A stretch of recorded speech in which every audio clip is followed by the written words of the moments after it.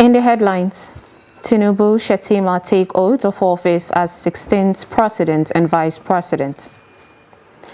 Nigerians expect President Tinubu to fix the economy and address insecurity. Kidnapped Imo Catholic priest regains freedom. And on the foreign scene, Sudan's truce set to expire amidst growing demands for extension. Hello and welcome to Trust TV News Update. I am Sumaya Abubakar.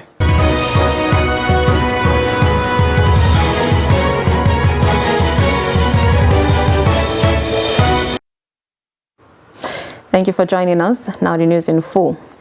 Bola Tinubu has been sworn into office as President, Commander-in-Chief of the Federal Republic of Nigeria. The former Lagos State Governor took over from former President Muhammadu Buhari at a colorful inauguration ceremony at Eagle Square, Abuja.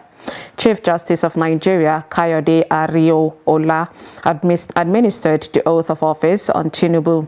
Kashim Shettima also took oath of office as Vice President of the Federal Republic of Nigeria.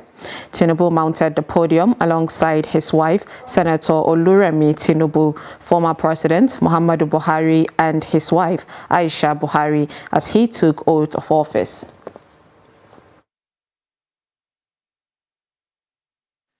And bears true allegiance to the Federal Republic of Nigeria, that as President of the Federal Republic of Nigeria, I will discharge my duties and perform my functions honestly, to the best of my ability, and faithfully, in accordance with the Constitution of the Federal Republic of Nigeria and the law. That I will abide by the Code of Conduct contained in the 5th schedule to the Constitution of the Federal Republic of Nigeria. That I will not allow my personal interests to influence my official conduct. I, Kashim Shettima, do solemnly swear that I will be faithful and bear true allegiance to the Federal Republic of Nigeria. That as Vice President of the Federal Republic of Nigeria, I will discharge my duties and perform my Federal Republic of Nigeria. So help me God.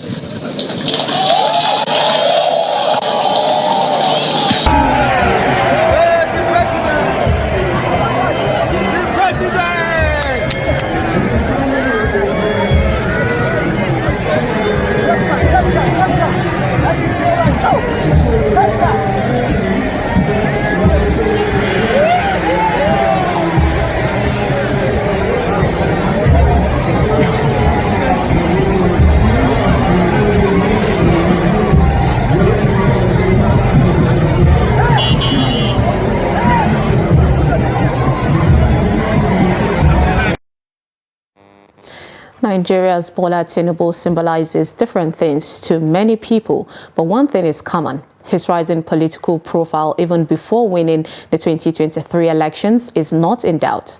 According to Times Magazine, he is one out of 100 most influential persons around the world. Now in this report, Trust TV's Shafiu Suleiman looks at the political trajectory, philosophy and past controversy of a man fondly regarded as a master political strategist and a leadership talent hunter. Who is a political godfather and master strategist, a political general who built bridges across the length and breadth of Nigeria. To others, he is a controversial, multiple-faced politician with tainted past in alleged drug dealing and a corruption Caesar. As part of the investigation, his source, his heroin source, was identified as a Nigerian drug dealer called Abiodun Agbele, who was working for another Nigerian drug dealer called Moise Adegboyega Akonde. And in the process of unraveling how they ran their business, transporting heroin from Nigeria to Chicago en route Indiana, how the money was moved, then a certain Bola Ahmed Tinubu was brought into the picture by the investigating agencies, which were the IRS and the FBI. But some will also regard him as one of the pro-democracy activists that put their lives on the line to send soldiers back to the barracks, entrenching democratic ideals in the country. To his credit, Lagos State thrived in the face of suffocating financial blockade by former President Olusegun Obasanjo to become the 5th largest economy in Africa. He successfully captained the ship of the southwestern state in his 2 consecutive terms, as he nurtured a competent and versatile team of lieutenants to set the pace for a modern-day Lagos. His political ideology and philosophy were said to have been rooted in sound progressive ideals of building a more democratic Nigeria with a robust economy that provides sufficiently for all. But in spite of his unprecedented achievements in the political arena, Tinubu has come under heavy criticisms courtesy of his tainted past. In 1993, he was alleged to have been involved in drug dealing alongside some Chicago-based heroin dealers, forfeiting the sum of $460,000 to U.S. government after he was alleged to have held proceeds of the deal. Though cleared along with 2 other governors, Tinubu and the then 2 governors were accused in 2009 by the EFCC of abuse of office, corruption and laundering of proceeds of the sale of the defunct B-Mobile shares. In another breath, Tinubu was also accused of operating separately 16 illegal foreign accounts by the Code of Conduct Bureau. This is in addition to uproar generated by the citing of bullion bans at his residence in the build-up to the 2011 election. I don't work for government. I'm not in agency of government. And let anybody come out to say I've taken any contract from the government of President Muhammad Buhari, APC, in the last 5 years. They should prove it. I'm on my own. And I'm committed to my party. So, even if I have money to spend in my premises, what's your headache? While he has not been convicted based on the prevailing allegations, the 71-year-old politician will go down in history as one who, unlike his 2 political allies, Muhammadu Buhari and Atiku Abubakar, worked his way to the presidential victory in his first attempt. We can create wealth. We will create wealth. We will turn Nigeria hand. It will be our Eldorado. God bless you. God bless you. His road to presidential victory was laden with perceived in-house political landmines, which he was able to navigate through courtesy of his mastery of the nation's political terrain and intrigues. As he fulfills his lifelong ambition of becoming Nigeria's president, concerns remain on his ability to deliver on the mandate and implement his key promises of renewing the hopes of the citizens. Shafiu Suleiman, Trust TV News, Abuja. Nigerians express high hope that the new president, Bola Ahmed Tinubu, will quickly fix the economy and address insecurity as his inauguration marks the end of Buhari's 8 years administration. Noel Sampson speaks to some Abuja residents of what they expect from the new administration. The report. The last 8 years under former President Muhammadu Buhari have been eventful but turbulent. Some Abuja residents listed economic growth, improved security, good governance, social development, and job creation as what they want the Bola Ahmed Tinubu-led administration to prioritize. Bola Ahmed Tinubu, he came in order to save the country, because in reality, Nigeria now we are facing 3 challenges. First, insecurity. Second, inflation. And the third is joblessness. So both these 3 categories that we are facing in this country, we have especially Mr. President Bola Ahmed Tinubu and his colleague Shatima should do their best to deliver the country. Hospital and salary. So the president should look about that. We must look at mining, we must look at agriculture, we must look at other human resources that we are endowed with. We will develop them and harness them. One thing I like about this president, Ahmed Tinubu, is that he knows how to assemble the best hand to get the best result for the nation. So my expectation is that he's going to deliver. He's going to deliver. And I want everybody to cooperate. But you cannot work magic when there's no cooperation. Whether the opposition or not, they should all come together and move the country forward. Let there be growth in the country in all the sectors of the government. People are suffering. No, I'll not tell you lie. There's no food. Cashless policy came. COVID-19 came. And all these held persons down. I'm a party to some of my brothers, family members, lost their life in regard to this instability of the government. So what we are expecting from this government is restructure and renewal of the hope. Bola Tinubu and Kashim Shettima took oath of office as president and vice president at a colorful inauguration ceremony at Eagle Square in Abuja on Monday. Noel Samson, Trust TV News, Abuja. Former President Muhammadu Buhari is expected to return to his country home in Daura, Katsina after 8 years as President and Commander-in-Chief. Now our correspondent Idris Jibrin is in Daura and joins us live. Idris, tell us what's happening currently in Daura. Is the President there already? Yes, like you know, the former President Muhammadu Buhari has arrived his hometown Daura just a while ago, and he was received by hundreds of people here in Daura, including the Emir of Daura and some of his former ministers that served with him also came here to receive, and some of the friends of the president also all troop in here in Daura to receive the president. Now, like you are seeing behind me is the home of the president behind me, and there are presence of heavy security men up till this moment, and hundreds of people are celebrating all over Daura. I have went around earlier this morning and I have seen how people are celebrating. Some of them that I've been talking to, they are telling me that they are very happy that former President Muhammadu Buhari has successfully completed his 8-year tenure, and now he's coming back home, and finally he has came back home, and they are very happy to associate themselves with him, and they are very happy to continue staying with him. I must tell you that earlier this morning also there was a special prayer organized by the people here in Daura to pray for Allah's intervention and protection for the former president as he successfully completed his tenure. So generally, as of now, the president is at home, he is back, and he is inside his own personal residence here in Daura. Okay, so is the former president, likely to take a permanent residence in his hometown, Daura, or is there any likelihood? Because we've had a situation where he said that he would run to Niger Republic if been disturbed. So is there any plans of him staying in Daura, like long term?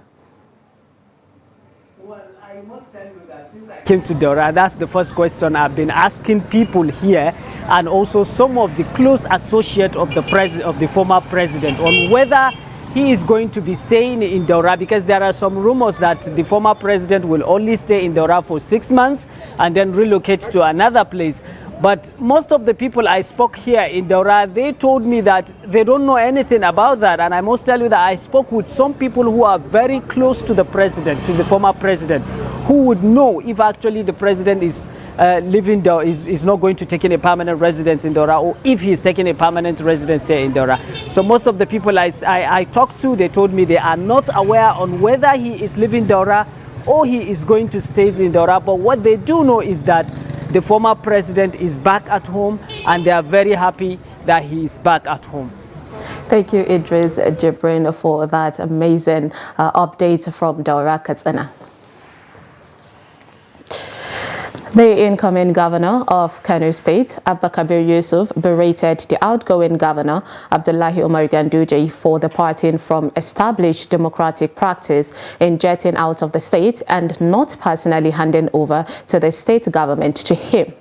Yusuf said that the handover note submitted by Ganduje through the outgoing secretary of the state government was not enough and very scanty. He also said that it was appalling that Ganduje left a debt profile of over 241 billion naira for the incoming administration, saying this would be probed accordingly. Abba Kabir said the transition committee report was also very scanty. Governor Umaru Zulum of Borno State says all IDP camps in 27 local government areas of the state will be shut down during his second term in office. The governor stated this during his swearing-in at Ramat Square in Maiduguri. He said the state has resettled 1 million IDPs back to their communities and promised to execute infrastructural projects, construct schools, hospitals, as well as recruit health workers and teachers. He further added that he will focus on agriculture, electricity, support security in ending insurgency, and also ensure to make Borno an oil-producing state. We also plan to close all or greater percentage of IDP camps in all the 27 local government areas of Borno State, and shall strengthen our security architecture and completely eliminate all forms of insurgency in the state. Open all rural roads, and inshallah will resume night travels in Borno State. Provisions and access to health services to every citizen is paramount. To that effect, we will recruit additional 1,500 health workers for no security peace that enable us to execute over 700 capital projects sited across our 3 senatorial zones in the north, south, and central.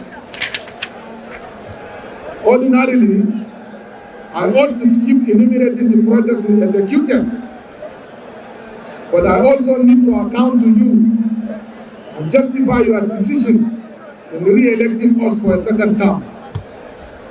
This is why I should take some time to say that with your support, we came up with development plan for Borno State, and we are following that plan carefully. On security, gunmen have released a Catholic priest, Reverend Father Matthias Okpara, who was abducted last Friday. The clergy, popularly known as Owojo, was kidnapped on Friday along Ejemekuru-Ogbaku Road of Imo State while driving back to Warri from after the funeral rites of the father of one of his colleagues at Izombe community in the Oguta local government area. Okpara is in charge of man of order and discipline of the Catholic Archdiocese of Owerri. A source close to the Archbishop of the Archdiocese confirmed his release on Sunday night. He said that the Archbishop personally confirmed it to him that the priest was released by his abductors on Sunday night. You're watching News Update on Trust TV. Coming up, we'll take a look at the effect on physical libraries of the modern era. Details on this and more after the break. Stay with us.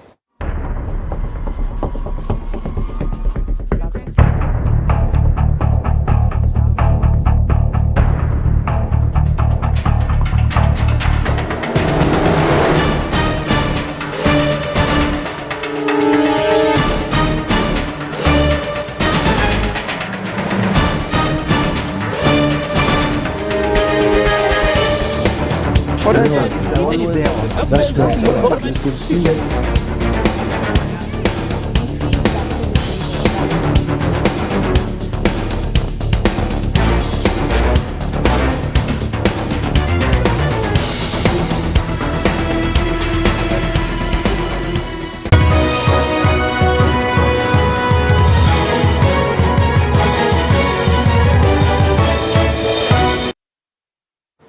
Welcome back. If you're just joining us, this is News Update on Trust TV. And here's a recap of our top stories.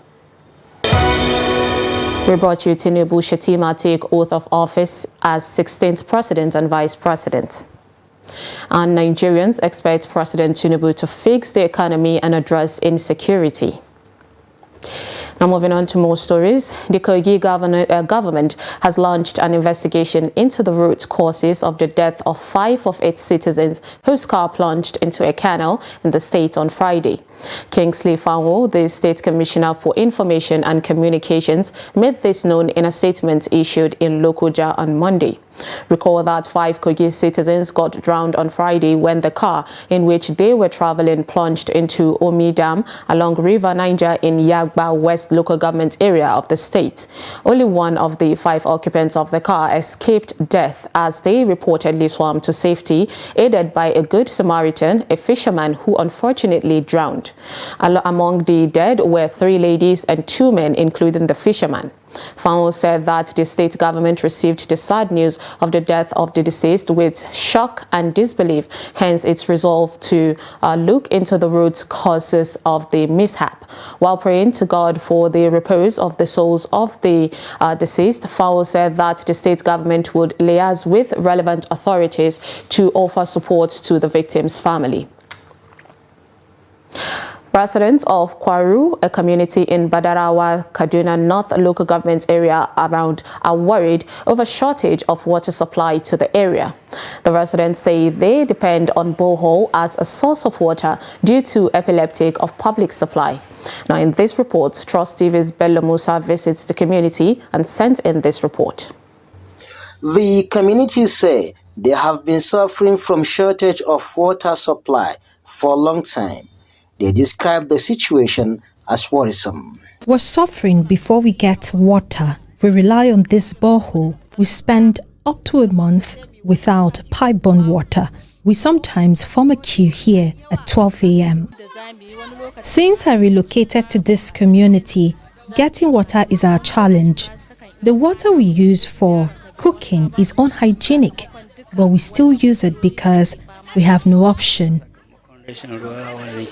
Our family are suffering before getting water from the borehole. Besides the inconsistency in the public water supply, the pipe-borne water is sometimes unhygienic, causing avoidable illnesses.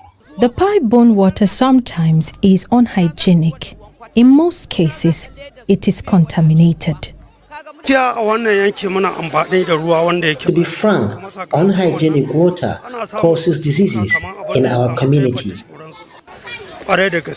Domin abin da ya shafi matsalan cutar cizon sauro da su malaria da su typhoid da sauransu, akwai wani ganye da muke zuwa nan ƙasa muna ɗibo ana ce mai kafi likita ko da yaushe anan ake fama. Sauran chemist ɗin da suke nan gurin duk su shaida ne akan irin matsalolin da mutane suke ciki.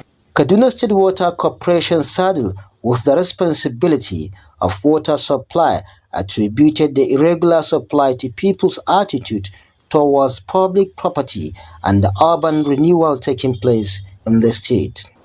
So the challenges we have in some areas where we are not reaching people is that as a result of this urban renewal work, there are some areas that urban renewal road construction has taken place, and then our pipe has not been